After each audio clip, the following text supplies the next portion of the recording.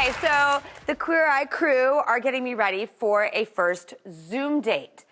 So we're gonna start this segment with Antoni, Porowski, and Bobby Berk. And I gotta tell you, I realized something about myself. Something very powerful. Sometimes when you have these revelations about yourself, not only are they that ultimate aha moment, but it's a great place to work from to start to realize, grow, change. And I have one of those moments right here. Take a look. When I walked in, I noticed that you have these beautiful little framed ferns. Yes. And do you know what ferns symbolize? No. It's something about like renewal and new life and rebirth and new beginnings. But I think that's perfect because you're on this like new venture for dating now. But I think ferns are really important to have around you on this next step. Okay, I like that. I consider myself like a humble home cook, and I love food, and I eat a lot of it. But this gentleman is a chef. Yep. I have to pick your brain, Antoni. Is there any insights or vibes that you have of like do's or don'ts? Don't look for an excuse to get intimidated because you're going on a date with a chef. You're one of like you admire and respect and revere chefs. So I mean, it's obvious, you know, like that's. They're my Marvel universe. Yeah.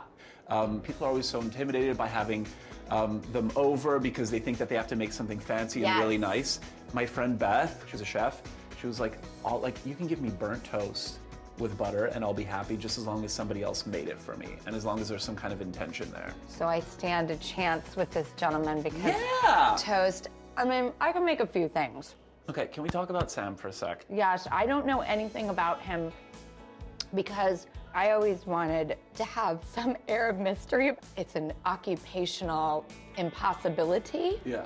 It's not from an arrogant place. I've done the thing where I dated after Queer Eye and it was kind of just really weird because it was like, what do they know about me? What do they not know? But it's like, just go in and I know it's like such a trite thing, but it's like, just be you and talk about the things that you're passionate about.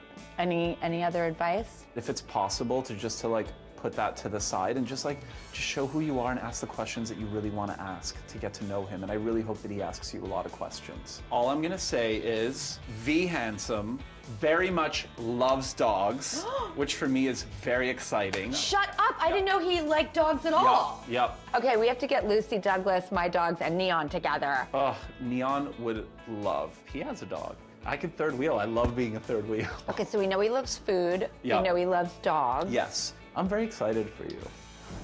First of all, I'm so excited to pick your brain.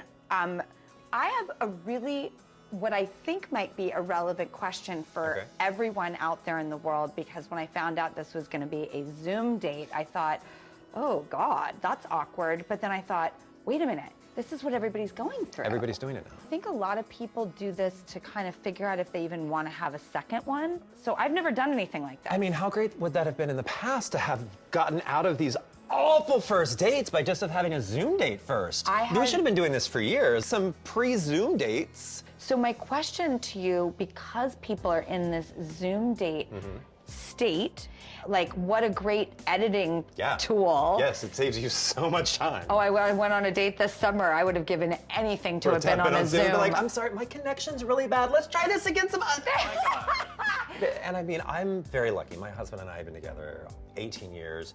There were no apps. Like, we met on gay.com in 2004. But that's hopeful because that's basically at least the saying first gay you could dating meet online. program. Yeah. So you absolutely can meet online. Where is a good place for people to do a Zoom date that's aesthetically pleasing and maybe even gives a little message of, because we think about the clothes, the hair, the makeup, but what about the space? So I'm gonna say, first of all, not from the bedroom. I think that sets the wrong tone. I mean, if you want to set that tone, that's fine. No, you're right. But I think for first dates, especially if you really are out there looking for, if you're looking for a hookup, great, girl, start that from the bedroom. But if you are like, hey, I want this to possibly be a relationship, don't start it from the bedroom. Don't have your bed in the background. Such great advice. Like, it's sending a real sort of sex-forward message. Yeah. And I am Not ready for that? I don't know how to date with kids. You know, I'm not there yet. I have 2 young girls, and I'm like, I don't want to bring people home. I think that it would take me a very long time to meet someone and get to know them before I could even ever introduce them to my daughters. And I don't think anybody knows how to do anything right. So don't put that pressure on yourself that you don't know how to do it. I think going into it, saying to yourself, I don't know how to do it, is the first step of figuring out how to do it. Because it's those people that go in like, I know what I'm doing, I got this, you know what, it's not going to affect my kids. What I do, like, you're thinking about that and you're thinking how it's going to affect them and you're being careful about it, which means you're a good mom. Oh my God. That you're an amazing mother. Don't question that at all.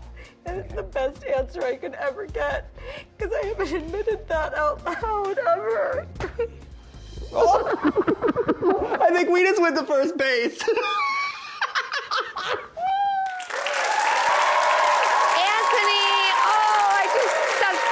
such a connection with Antoni and Bobby. You just really did help me have this breakthrough.